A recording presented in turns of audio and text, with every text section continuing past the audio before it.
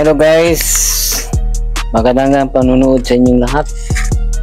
Ito si Kuya Long. May ano na naman tayo, tutorial tungkol sa pag-repair sa rice cooker. Hindi siya mag-cook, hindi mag-heat. Subukan muna natin. Ano lang, continuity, hindi pa na-plug. Okay, on. Wala. Okay, pag i-direct natin, direct, meron. So, sira ang, may problema, may putol. So, kailangan natin buksan guys. Tingnan nyo kung ano ang posibleng trouble. Okay. Para sa kalaman natin guys, ang ano lang, mga parts sa rice cooker. Una, yung heater. Pangalawa, yung ano sa heater, yung thermal cut-off, terminal cut-off. Tsaka yung switch. Yung switch, hindi yan dali masira. Pero ito, tutorial to kung ano ang trouble ito, para may idea kayo guys. Sundan nyo lang ang video na to. Okay, yan na, nabukas na. Okay, yan ang laman. Yan ang laman guys. Okay, yan ang heater, tinuro ko, yun. Yang may tube na yan, yan ang nag-supply sa dalawang terminal ng heater.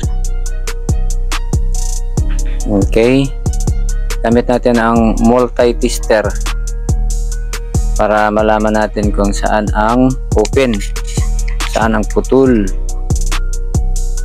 Okay, una yung filament muna guys. Ayan, so may detection,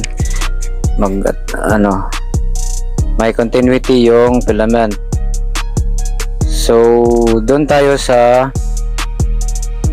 yan thermal cut-off. Yan ang try natin kung may reading. Wala guys, wala.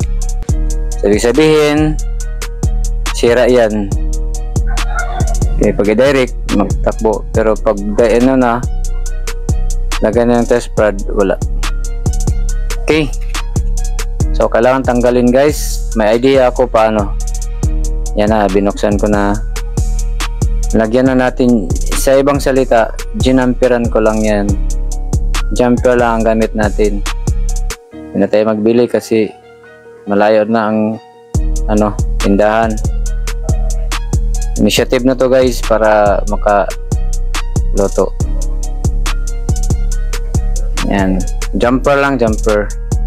Pero kailangan yung malaki, yung maliit lang, para if in case na may problema, mag-short yung maputol din yan.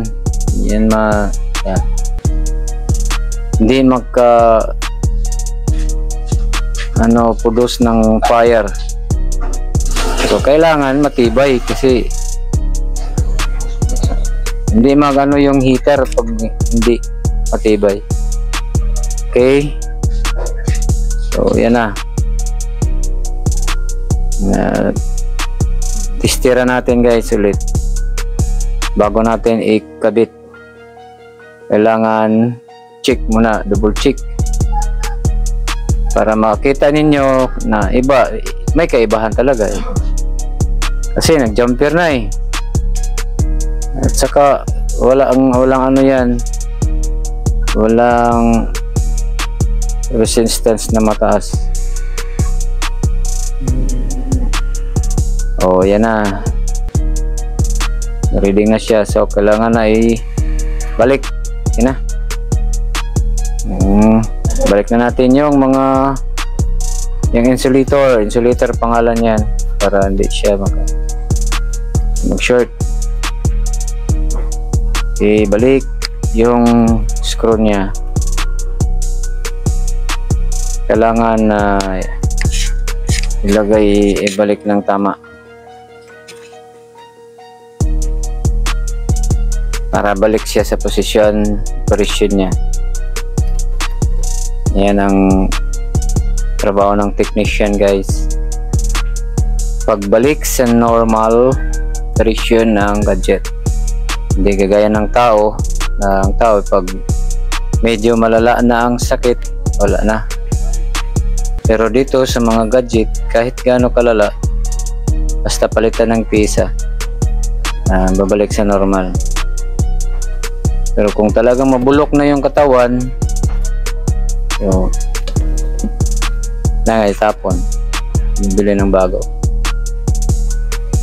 Okay guys, tapos na. Try natin para malaman natin kung ito'y mag-function ba. Okay guys, huwag niyong kalimutan pag-like, pag-share, para naman may natin sa video na to, at saka tayo ng ibang video content. Okay guys, tingnan nyo. Okay, ito si Kuya Long, si share sa inyo. Yan na, nag-ilaw na. Okay, nag-cook na siya. Okay, thanks for viewing guys. Hanggang sunod na video natin. At maraming salamat. Ulitin ko. At huwag mong kalimutan i-share. At hindi pa kayo nag-follow, follow. Okay, yan. Init na yan eh. Bye. God bless sa lahat.